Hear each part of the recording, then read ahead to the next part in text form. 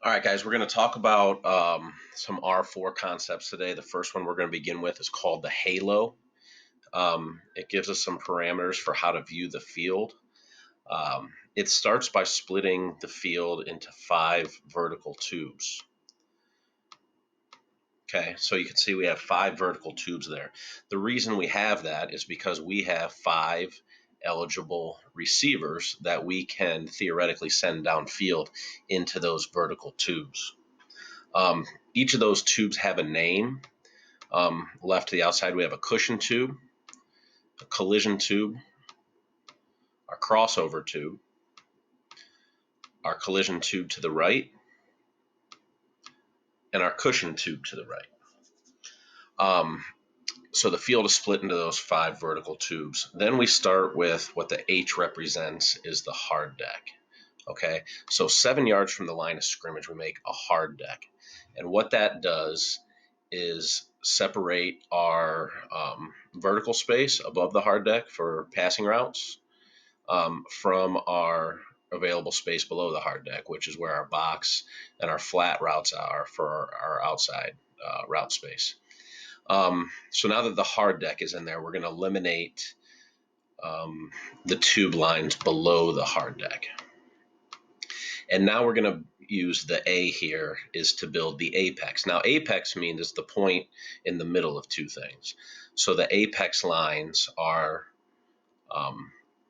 the lines that go establish halfway point between the end man of the line of scrimmage. We call that the EMOL, EMOL for end man on the line, and the first receiver outside of them. So here's the apex to the left and the apex to the right.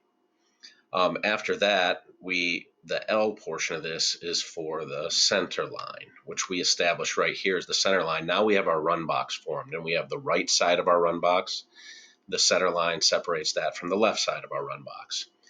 Over here we have flat space, and over here we have some flat space. Now, the meaning behind why we call this what we call it.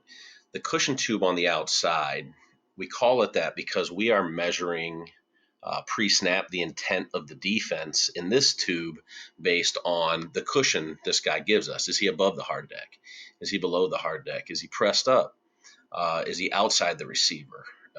Is he inside the receiver?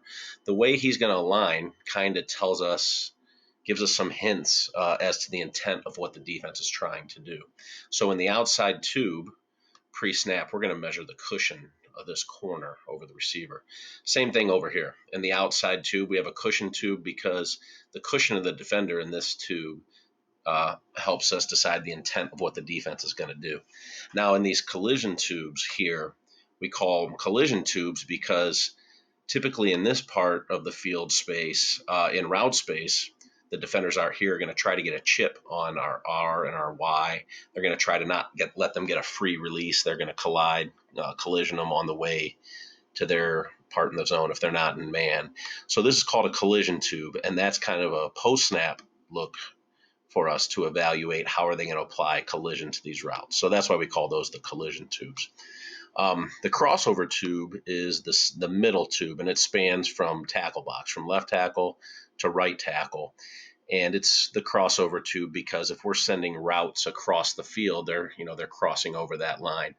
It also has properties of a collision tube because there will be linebackers in here that are going to try to disrupt any crossing routes that we might put into play. And then the O for halo is established right here. It's the outside space. So right now, we have 2 areas in the flats to attack because we have 2 receivers that are immediate threats to that space. Over here, there's 1 area of space because we have 1 receiver in an immediate threat there. If we change the formation a bit, if we went, say, Ram, and we bumped our tight end out here, kept him on the line, it would shrink down our run box to about here. And now we have 2 areas of flat space to attack out here. So this is what the halo is. It's how we break down the field. It's the first step of understanding how we're going to attack the defense. This kind of gives us frames of reference to know what part of the field that we are talking about. And we'll get into to that more deeply in some later cuts.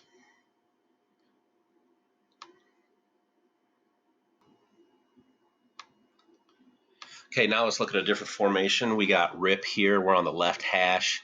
We're still going to break the field down the same way, but it's going to change a few elements. We'll start by adding in the 5 vertical tubes of space. Start by doing that with our tackle box is the first tube we make.